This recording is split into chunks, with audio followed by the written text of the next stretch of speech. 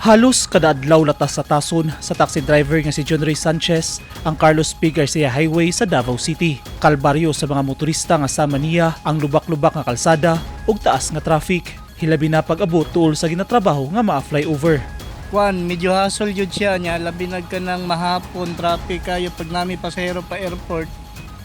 Magkagikan sa Mintal or Toril, magkabuang miga sa maglusot. Dunay mga higayon nga moreklamo ang iyang mga pasahero inig makaagi sa lubak nga kalsada ang iyang taxi. Busa kinahanglan niyang maginahinay og padagan sa pagmaneho aron dili moreklamo ang iyang mga sakay. Moana jud sila maghinahinay kay kami labi na pod mi maghinahinay kay among unit madaot man. Kay dagko naman yun siya bangag-bangag tapos grabe yun yung traffic kay usahay maabot man ko dito sa may gap sa taas niya pag-abot diri one lane na lang ba. Pero wisyo sab alang kang June da Bastida ang taas nga traffic ilawom sa ma-flyover hasang kamaot sa dili pa simentado nga portion sa kalsada sa lugar. Hasol gid sa kay ang pag halos kada adlaw ko nagaagida naghatod ko bata manggod.